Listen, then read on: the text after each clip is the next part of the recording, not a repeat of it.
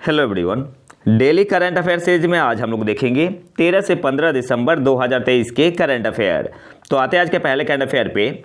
Youth for उन्नति और विकास with AI पहल इलेक्ट्रॉनिक्स और सूचना प्रौद्योगिकी मंत्रालय और किस कंपनी के बीच एक सहयोग है। आपके पास ऑप्शन है इंटेल इंडिया, ऑप्शन बी है गूगल, ऑप्शन सी है माइक्रोसॉफ्ट, ऑप्शन डी है टीसीएस। सही आंसर क्या होगा? ऑप्शन ए आपका यहाँ पे सही आंसर हो जाएगा इंटेल इंडिया। यूथ फॉर उन्नति एंड विकास विथ एआई पहल इलेक्ट्रॉनिक्स और सूचना प्रौद्योगिकी मंत्रालय और किस कंपनी के बीच एक सहयोग है? तो ऑप्शन ए आपका यहाँ पे सही आंसर हो जाएगा इंटेल इंडिया। और इस पहल का उद्देश्य क्या है?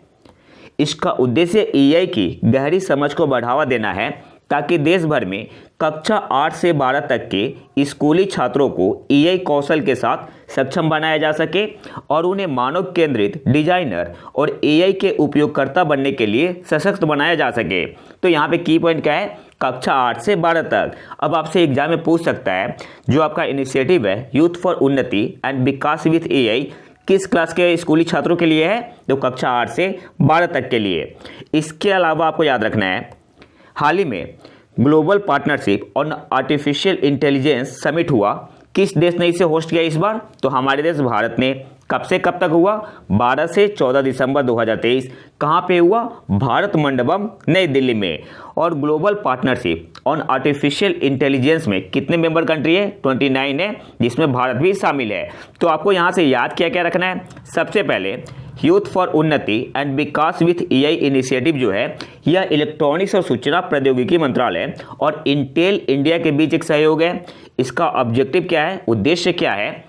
एआई की गहरी समझ को बढ़ावा देना है ताकि देश भर में कक्षा 8 से 12 तक के स्कूली छात्रों को एआई कौशल के साथ सक्षम बनाया जा सके। और इस बार जीपीएआई समिट किसने होस्ट किया था? Global partnership on artificial intelligence summit किसने होस्ट किया था? तो हमारे देश भारत ने। कब से कब तक? 12 से 14 दिसंबर 2023 तक। कहाँ पे? भारत मंडपम न्यू दिल्ली में। और जीपीएआई में टोटल मेंबर कंट्री कितने हैं? 29 है, जिसमें भारत भी शामिल है। अगले क्वेश्चन पे आते हैं। हाल ही में ब्याज सम्मान 2023 के लिए किसे चुना गया है? आपके पास ऑप्शन है दीप्ति शर्मा, ऑप्शन बी है वैशाली लोहिया, ऑप्शन सी है पुष्पा भारती, ऑप्शन डी है अमृता शर्मा। सही आंसर क्या होगा? ऑप्शन सी आपका यहाँ पे सही आंसर हो जाएगा पुष्पा भारती। हाल ही में ब्याज सम्मान 2023 33वां था के लिए किसे चुना गया है? तो पुष्पा भारती को इनके संस्मरण यादें के लिए। तो ये भी आपको याद रखना है। ब्याज सम्मान 2023 के लिए किसे चुना गया है? 33वां था। तो नाम क्या है? हिंदी राइटर पुष्पा भारती। इनके संस्मरण यादें के लिए। और यह अवार्ड कौन देता है? के बिरला फाउंडेशन। स्टार्ट कब हुआ था? 1991 में। अगले क्वेश्चन पे आते हैं। हाल ही में किस देश में तिरुवल्लुवर को समर्पित एक प्रतिमा का अनावरण किया गया? आपके पास ऑप्शन है यूएसए, ऑप्शन बी है यूएई, ऑप्शन सी है इटली, ऑप्शन डी है फ्रांस। सही आंसर क्या होगा? ऑप्शन डी आपका यहाँ पे सही आंसर हो जाएगा फ्रांस। हाल ही में किस देश में तिरुवल्लुवर को समर्पित एक प्रतिमा का अनावरण किया गया? तो ऑप्शन डी आपका यहाँ पे सही आंसर हो जाएगा फ्रांस। अगले क्वेश्चन पे आते हैं। वर्ष 2023 में गूगल के टॉप 10 ट्रेंडिंग एथलीटों की सूची में एकमात्र भारतीय क्रिकेटर कौन है? आपके पास ऑप्शन है शुभमन गिल, ऑप्शन बी है रोहित शर्मा, ऑप्शन सी है विराट कोहली, ऑप्शन डी है रिंकू सिंह। सही आंसर क्या होगा? तो ऑप्शन ए आपका यहाँ पे सही आंसर हो जाएगा शुभमन गिल। वर्ष 2023 में गूगल के शीर्ष 10 ट्रेंडिंग एथलीटों की सूची में एकमात्र भारतीय क्रिकेटर कौन है? तो ऑप्शन ए आपका यहाँ पे सही आंसर हो जाएगा शुभमन गिल। शुभमन गिल 9वें नंबर पे थे। इसके अलावा भारतीय मूल के खिलाड़ी सचिन रविंद्र कौन से नंबर पे थे? 8वें स्थान पर थे। और सचिन रविंद्र किस देश के क्रिकेटर है? न्यूजीलैंड के। टॉप पे कौन है? Dammar Hamelin. और आप यहाँ देख सकते हैं शुभमन गिल 9वें नंबर पे है और सचिन रविंद्र ही है 8वें नंबर पे। तो ये दोनों आपको याद रखना है, इंपॉर्टेंट है। ये दोनों इंपॉर्टेंट है। अगले क्वेश्चन पे आते हैं। 27वां विश्व निवेश सम्मेलन वर्ल्ड इन्वेस्टमेंट कॉन्फ्रेंस किस देश ने आयोजित किया? आपके पास ऑप्शन है यूएई, ऑप्शन बी है भारत, ऑप्शन सी है जर्मनी, ऑप्शन डी है यूएसए। सही आंसर क्या होगा? ऑप्शन बी आपका यहाँ पे सही आंसर हो जाएगा भारत। 27वां विश्व निवेश सम्मेलन किस देश ने आयोजित किया? तो ऑप्शन बी आपका यहाँ पे सही आंसर हो जाएगा भारत। इसकी थीम क्या थी? Empowering investor, IPA pioneering future growth. तो थीम भी आपको याद रखना है, इंपॉर्टेंट है, पूछ सकता है। अगले क्वेश्चन पे आते हैं। भारत की सड़कों पर 50,000 इलेक्ट्रिक बसों की योजना को किस देश से समर्थन मिलता है? आपके पास ऑप्शन है। Option A France, option B है जापान, ऑप्शन सी है USA, ऑप्शन डी है UAE। सही आंसर यहाँ पे क्या होगा? ऑप्शन सी आपका यहाँ पे सही आंसर हो जाएगा, USA अमेरिका। भारत की सड़कों पर 50,000 इलेक्ट्रिक बसों की योजना को किस देश से समर्थन मिला है? तो ऑप्शन सी आपका यहाँ पे सही आंसर हो जाएगा, USA अमेरिका से। अगले क्वेश्चन पे आते हैं। जेवियर माइली ने किस देश के राष्ट्रपति के रूप में शपथ ली? आपके पास ऑप्शन है। ऑप्शन है नॉर्वे, ऑप्शन बी है न्यूजीलैंड, ऑप्शन सी है फिनलैंड, ऑप्शन डी है अर्जेंटीना। सही आंसर क्या होगा? ऑप्शन डी आपका यहाँ पे सही आंसर हो जाएगा, अर्जेंटीना। जेवियर माइली ने किस देश के राष्ट्रपति के रूप में शपथ ली? तो ऑप्शन डी आपका यहाँ पे सही आंसर हो जाएगा, अर्जेंटीना। अगले क्वेश्चन पे आते हैं। टाटा पावर समूह की company Tata power EV charging solution limited और किस कंपनी ने पूरे भारत में तेज और अल्ट्रा फास्ट इलेक्ट्रिक वाहन चार्जिंग पॉइंट शुरू करने के लिए एक समझौता ज्ञापन पर हस्ताक्षर किए हैं? आपके पास ऑप्शन है। ऑप्शन है IOCL, ऑप्शन बी है ONGC, ऑप्शन सी है NTPC, ऑप्शन डी है HPCL। सही आंसर यहाँ पे क्या होगा? ऑप्शन ए आपका यहाँ पे सही आंसर हो जाएगा, IOCL। टाटा पावर समूह की company Tata power EV charging solution limited और किस कंपनी ने पूरे भारत में तेज और अल्ट्रा फास्ट इलेक्ट्रिक वाहन चार्जिंग पॉइंट शुरू करने के लिए एक समझौता ज्ञापन पर हस्ताक्षर किए हैं? तो IOCL। ऑप्शन ए आपका यहाँ पे सही आंसर होगा। अगले क्वेश्चन पे आते हैं। सेरेना विलियम्स के बाद लगातार 2 बार WTA player of the year जीतने वाली पहली महिला कौन बनी? आपके पास ऑप्शन है। Option A Elena Rybakina, option B है ईगा स्वितेक, ऑप्शन सी है Caroline Garcia, option D none of these, इनमें से कोई भी नहीं। सही आंसर क्या होगा? ऑप्शन बी आपका यहाँ पे सही आंसर हो जाएगा, ईगा स्वितेक। सेरेना विलियम्स के बाद लगातार 2 बार WTA player of the year जीतने वाली पहली महिला कौन बनी? तो ऑप्शन बी आपका यहाँ पे सही आंसर हो जाएगा, ईगा स्वितेक। आपको बताना है ईगा स्वितेक कौन से देश से है, कमेंट बॉक्स में इसका आंसर देना है आपको। अगले क्वेश्चन पे आते हैं। किस राज्य के बरहामपुर विश्वविद्यालय के शोधकर्ताओं ने समुद्री एम्फीपोड की एक नई प्रजाति की उल्लेखनीय खोज की है? आपके पास ऑप्शन है। ऑप्शन है उड़ीसा, ऑप्शन बी है झारखंड, ऑप्शन सी है असम, ऑप्शन डी है पश्चिम बंगाल। सही आंसर यहाँ पे क्या होगा? ऑप्शन ए आपका यहाँ पे सही आंसर हो जाएगा, उड़ीसा। किस राज्य के बरहामपुर विश्वविद्यालय के शोधकर्ताओं ने समुद्री एम्फीपोड की एक नई प्रजाति की उल्लेखनीय खोज की है? तो ऑप्शन ए आपका यहाँ पे सही आंसर हो जाएगा, उड़ीसा।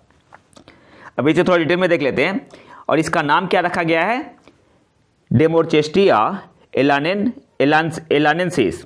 ठीक है, जो समुद्री एम्फीपोड की एक नई प्रजाति की खोज की गई है, इसका नाम रखा गया है डेमोर्चेस्टिया एलानेंसिस। और यह नाम किन के नाम पे रखा गया है? तो आयरलैंड के यूनिवर्सिटी कॉलेज कॉर्क के वैश्विक विशेषज्ञ प्रोफेसर एलन मायर्स के नाम पे नई प्रजाति का नाम डेमोर्चेस्टिया एलानेंसिस रखा गया है। ठीक है, तो ये भी आपको याद रखना है। और ये वाइट कलर का है, वाइट कलर का है। अगले क्वेश्चन पे आते हैं। किस संस्था ने 12 दिसंबर को खाद्य सुरक्षा और पोषण का क्षेत्रीय अवलोकन 2023 सांख्यिकी और रुझान एक रिपोर्ट लॉन्च की, जिसमें कहा गया कि 74.1% भारतीय 2021 में स्वस्थ आहार लेने में असमर्थ थे? आपके पास ऑप्शन है। ऑप्शन है WHO, ऑप्शन बी है यूनिसेफ, ऑप्शन सी है FAO, ऑप्शन डी है वर्ल्ड इकोनॉमिक फोरम WEF। सही आंसर यहाँ पे क्या होगा? ऑप्शन ए आपका यहाँ पे ऑप्शन सी आपका यहाँ पे सही आंसर हो जाएगा, FAO food and agricultural organization. किस संस्था ने 12 दिसंबर को खाद्य सुरक्षा और पोषण का क्षेत्रीय अवलोकन 2023 सांख्यिकी और रुझान regional overview of food security and nutrition 2023 statistics and trends एक रिपोर्ट लॉन्च की, जिसमें कहा गया कि 74.1% भारतीय जो है 2021 में स्वस्थ आहार लेने में असमर्थ थे? तो ऑप्शन सी आपका यहाँ पे सही आंसर हो जाएगा, FAO। इसके अलावा याद रखना है, ये जो परसेंटेज है 74.1%, 2020 में कितना था? 76.2%। और पाकिस्तान में फिगर कितना है? 82.2%। और बांग्लादेश में है 66.1%। अगले क्वेश्चन पे आते हैं। किस ब्रिटिश भारतीय संगीतकार को 2024 बुकर पुरस्कार निर्णायक पैनल में शामिल किया गया है? आपके पास ऑप्शन है, option A Nitin Sawhney, option B Amitabh Ghosh, option C Srishti Verma, option D none of these, इनमें से कोई भी नहीं। सही आंसर यहाँ पे क्या होगा? ऑप्शन ए आपका यहाँ पे सही आंसर हो जाएगा नितिन साहनी। किस ब्रिटिश भारतीय संगीतकार को 2024 बुकर पुरस्कार निर्णायक पैनल में शामिल किया गया है? तो ऑप्शन ए आपका यहाँ पे सही आंसर हो जाएगा नितिन साहनी। अगले क्वेश्चन पे आते हैं। बर्नी घास का मैदान, बर्नी ग्रासलैंड, जो समाचारों में देखा गया था, किस राज्य में स्थित है? आपके पास ऑप्शन है, option A Orissa, option B है असम, ऑप्शन सी है मध्य प्रदेश, ऑप्शन डी है गुजरात। सही आंसर क्या होगा? ऑप्शन डी आपका यहाँ पे सही आंसर हो जाएगा गुजरात। बर्नी ग्रासलैंड जो समाचारों में देखा गया था किस राज्य में स्थित है? तो ऑप्शन डी आपका यहाँ पे सही आंसर हो जाएगा गुजरात में। अगले क्वेश्चन पे आते हैं। भारत सरकार और एशियाई विकास बैंक एडीबी ने किस राज्य में बिजली आपूर्ति की गुणवत्ता, दक्षता और विश्वसनीयता में सुधार लाने के उद्देश्य से $200 मिलियन के ऋण के लिए आधिकारिक तौर पर एक समझौते पर हस्ताक्षर किए हैं? आपके पास ऑप्शन है, ऑप्शन है मणिपुर, ऑप्शन बी है उत्तराखंड, ऑप्शन सी है बिहार, ऑप्शन डी है असम। सही आंसर क्या होगा? ऑप्शन बी आपका यहाँ पे सही आंसर हो जाएगा उत्तराखंड। भारत सरकार और एडीबी ने किस राज्य में बिजली आपूर्ति की गुणवत्ता, दक्षता और विश्वसनीयता में सुधार लाने के उद्देश्य से $200 मिलियन के ऋण के लिए आधिकारिक तौर पर एक समझौते पर हस्ताक्षर किए हैं? तो उत्तराखंड के लिए ऑप्शन बी आपका यहाँ पे सही आंसर होगा। अगले क्वेश्चन पे आते हैं। हिंदुस्तान कोका कोला बेवरेज और किस राज्य की सरकार ने 3000 करोड़ के बड़े निवेश के लिए एक समझौता ज्ञापन पर हस्ताक्षर किए हैं? आपके पास ऑप्शन है, option A Gujarat, option B है बिहार, ऑप्शन सी है असम, ऑप्शन डी है झारखंड। सही आंसर क्या होगा? ऑप्शन ए आपका यहाँ पे सही आंसर हो जाएगा Gujarat. Hindustan Coca Cola beverage और किस राज्य की सरकार ने 3000 करोड़ के बड़े निवेश के लिए एक समझौता ज्ञापन पर हस्ताक्षर किए हैं? तो ऑप्शन ए आपका यहाँ पे सही आंसर हो जाएगा गुजरात। अगले क्वेश्चन पे आते हैं। नेशनल एसेट रिकंस्ट्रक्शन कंपनी का प्रायोजक बैंक कौन सा है? आपके पास ऑप्शन है, option A SBI, option B है पीएनबी, ऑप्शन सी है कैनरा बैंक, ऑप्शन डी है एचडीएफसी बैंक। सही आंसर क्या होगा? ऑप्शन सी आपका यहाँ पे सही आंसर हो जाएगा कैनरा बैंक। NARCL इसका मतलब क्या हुआ? National asset reconstruction company. इसका स्पॉन्सर बैंक कौन है? तो कैनरा बैंक है। और NARCL ये कब फॉर्म हुआ था? 2021 में, 2021 में। तो ये दोनों पॉइंट आपको याद रखना इंपॉर्टेंट है। अगले क्वेश्चन पे आते हैं। ओलंपिक पदक विजेता और कई grand slam champion Leander Paes ने किसके साथ international tennis hall of fame में जगह बनाई है? आपके पास ऑप्शन है, ऑप्शन है Mahesh Bhupathi, option B Vijay Amritraj, option C है आनंद अमृतराज, ऑप्शन डी है नन ऑफ दीज, इनमें से कोई भी नहीं। सही आंसर क्या होगा? ऑप्शन बी आपका यहाँ पे सही आंसर हो जाएगा विजय अमृतराज। ओलंपिक पदक विजेता और कई grand slam champion Leander Paes ने किसके साथ international tennis hall of fame में जगह बनाई है? तो विजय अमृतराज के साथ। ऑप्शन बी आपका यहाँ पे सही आंसर होगा। और लिएंडर पे शामिल हुए प्लेयर कैटेगरी में और विजय जो अमृतराज है ये है कंट्रीब्यूटर कैटेगरी में। तो ये भी दोनों पॉइंट आपको याद रखना है। अगले क्वेश्चन पे आते हैं। हाल ही में किस एशियाई देश ने अपनी वन और लकड़ी प्रमाणन योजना forest and wood certification scheme शुरू की है? आपके पास ऑप्शन है, option A Indonesia, option B है नेपाल, ऑप्शन सी है बांग्लादेश, ऑप्शन डी है भारत। सही आंसर क्या होगा? ऑप्शन डी आपका यहाँ पे सही आंसर हो जाएगा भारत। हाल ही में किस एशियाई देश ने अपनी वन और लकड़ी प्रमाणन योजना शुरू की है? तो ऑप्शन डी आपका यहाँ पे सही आंसर हो जाएगा भारत। और अगर मिनिस्ट्री पूछ ले तो ministry of environment, forest and climate change. अगले क्वेश्चन पे आते हैं। WHO ने 2010 से 2021 तक दुनिया भर में वार्षिक सड़क यातायात मौतों में कितने प्रतिशत की कमी दर्ज की है? ग्लोबल लेवल पे बात हो रही है। आपके पास ऑप्शन है, ऑप्शन ए 5%, ऑप्शन बी है 10%, ऑप्शन सी है 2%, ऑप्शन डी है 11%। सही आंसर क्या होगा? ऑप्शन ए आपका यहाँ पे सही आंसर हो जाएगा 5%। WHO ने 2010 से 2021 तक दुनिया भर में वार्षिक सड़क यातायात मौतों में कितने प्रतिशत की कमी दर्ज की है? तो ग्लोबल लेवल पे, वैश्विक स्तर पे 5% की कमी दर्ज की है। ऑप्शन ए आपका यहाँ पे सही आंसर होगा। अब इस रिपोर्ट में जो जो इंपॉर्टेंट पॉइंट है वो देख लेते हैं। जारी रिपोर्ट के मुताबिक 2010 के बाद से सड़क यातायात में होने वाली मौतों में 5% की गिरावट आई है और यह सालाना 1.19 मिलियन हो गई है। इसके अलावा भारत में 2018 में सड़क दुर्घटनाओं के कारण होने वाली मौतों की संख्या 1,50,785 थी और 2021 में यह बढ़कर 1,53,792 हो गई है। इसका मतलब क्या हुआ कि भारत में इंक्रीज हुआ है, जो एक्सीडेंट के कारण मौत होती है भारत में इंक्रीज हुआ है। 2018 में कितना था? 1,50,785। 2021 में कितना है? 1,53,792 और 2010 में कितना था? 1.3 लाख। तो भारत में इंक्रीज हुआ है। संयुक्त राष्ट्र सड़क सुरक्षा कार्रवाई दशक 2021 से 2030 में 2030 तक सड़क यातायात से होने वाली मौतों और चोटों को आधा करने का लक्ष्य रखा गया है। इसके अलावा 108 ऐसे कंट्री है जिन्होंने इम्प्रूव किया है, जहाँ पे ड्रॉप हुआ है इन रोड ट्रैफिक रिलेटेड डेथ, जिसमें 10 कंट्री ऐसे हैं जहाँ पे 50% से ज़्यादा रिड्यूस हुआ है।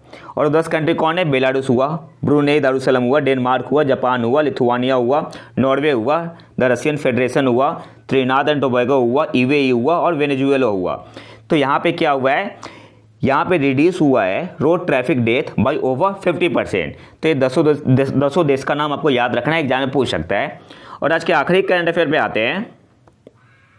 United world wrestling rising star of the year 2023 के रूप में किसे नामित किया गया है? तो यहाँ पे मैं सीधे आंसर बता रहा हूँ, ऑप्शन बी आपका यहाँ पे सही आंसर हो जाएगा, अंतिम Panghal. United world wrestling rising star of the year 2023 के रूप में किसे नामित किया गया है? तो ऑप्शन बी आपका यहाँ पे सही आंसर हो जाएगा, अंतिम पंघाल। तो ये तो था हमारा आज का लेक्चर। अगर आपको इसका पीडीएफ चाहिए तो आप हमारे टेलीग्राम चैनल प्रतीक IQ को ज्वाइन कर सकते हैं, प्रतीक IQ करंट अफेयर को। और अगर वीडियो पसंद है तो लाइक करें और चैनल को सब्सक्राइब जरूर कर ले। मिलते हैं नए वीडियो में नए टॉपिक के साथ, तब तक के लिए नमस्कार, जय हिंद।